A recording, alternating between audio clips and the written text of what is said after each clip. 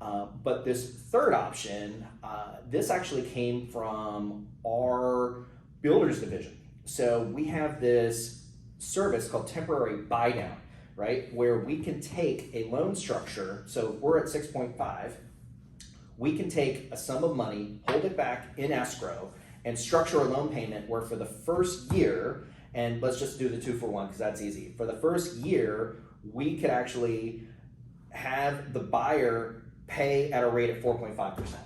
Wow. 2% off, right? So the first year, so we're at 6.5 as the base rate. Year one, they're paying at 4.5%, right? And the first year of home ownership is the most expensive on average, right? Year two, it goes to 5.5. Year three, it adjusts back to 6.5. But we've been able to take that sum of money and carve it out where now we're offering big savings, right, for those first 2 years. So, and the idea is that hopefully interest rates come down so you can refi within that time period. What's popular now is getting seller credits, right? So if you have a seller that has a home, they're, it may not be brand new, but instead of them, if they have a home and, let's say it's $1 million and, you go in and you lowball them because there's no other offers on there. And you say, I'm going to buy it for $900,000. And the agent's like, oh no, because they spent 1.3 to build it, right? So I don't know if we'd be in that position. I don't know if we'd be in that position, but I'm just saying it's a tough spot because you're $100,000 in between. But if they get a seller credit for $15,000, the buyer can use that seller credit, structure a temporary buy down. So now their rate structure is a lot better at 4.5 and 5.5. And then, and now the seller doesn't have to give in to the 900,000. They can meet somewhere maybe at 950, but they have been able to retain more of their overall net, right? So their net proceeds. So I look at that opportunity another way. Okay. I look at it as, okay, you go to the seller and say, listen, we're not in the market that we were in the spring or even in 2021. Right. It's changed. So interest rates are higher. Buyers have some reluctancy in buying a home, especially as the price point gets higher. That, which it has, and it has across the country. So here's an opportunity for you to go to market, get your price, but either build in or consider this buy down program, right, and build it into the sale. Say, if you buy my home at list price, right, I'll buy 2 points for you, or I'll buy you down. Yeah. This program that you're discussing. Yep. I mean, what an attractive opportunity for a buyer.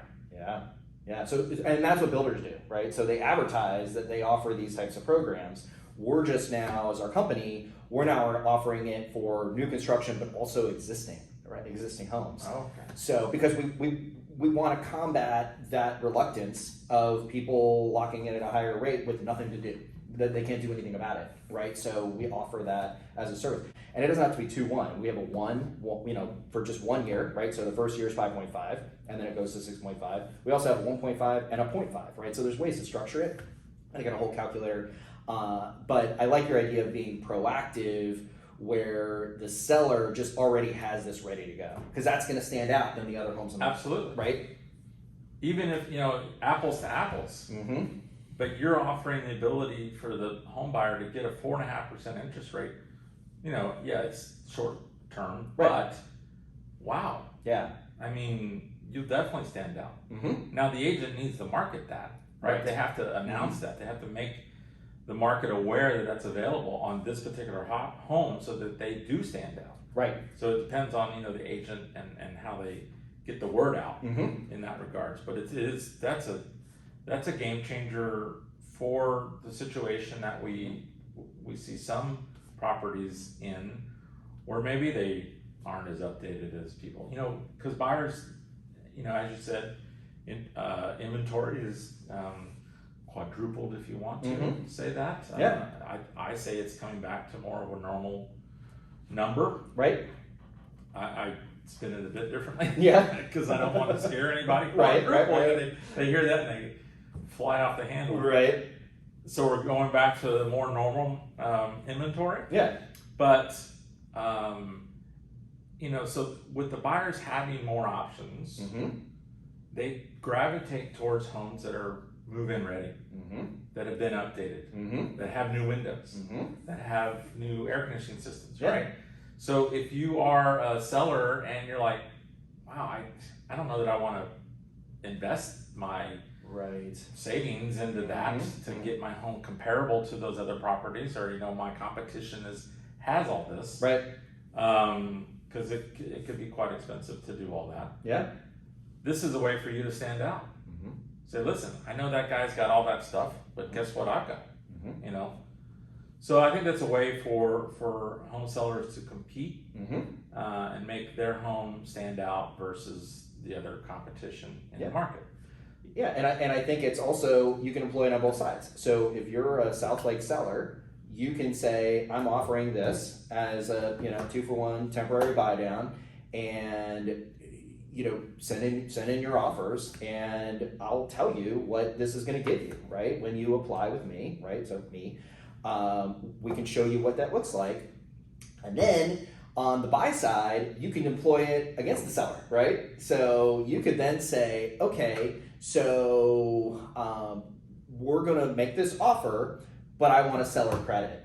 And the reason why I want a seller credit is because I want to structure my loan with the temporary buy down. So it works both sides. Well, so yeah, if there's an opportunity for a buyer to go in and like you said earlier in this scenario as well, I'm going to lowball you. Don't go in that approach. Right. Go in and say, listen, I'll pay your price, or I'll pay market price, whatever that market. Maybe they are a little higher than the market. Yeah.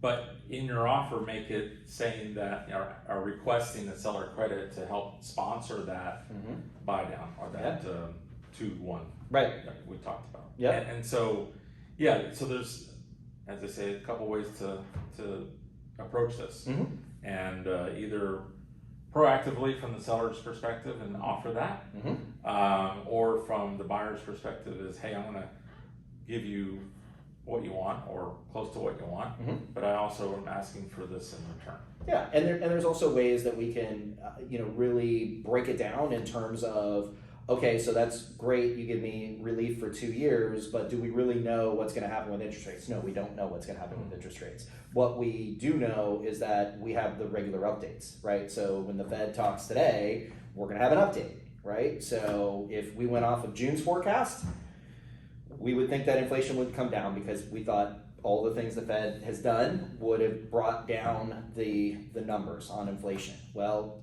inflation's been stubborn, so we know that, okay, so there may be a couple of those years where you would have to pay the 6.5 because inflation is going to be a little bit more stubborn. It was something that we would start to see it come down in 2022, but it's probably going to be 2023, 2024, right? So you just want to talk to the professionals, but putting your head in the sand and saying, okay, well, we talked to Urban earlier. The first excuse was, where am I going to go because there's no inventory? Okay, where am I going to go because my next rate's going to be at 6.5? Not necessarily, right? So that's the whole purpose of what we're doing is talk to professionals, because it's individual, and you can make a determinant of what the home is truly valued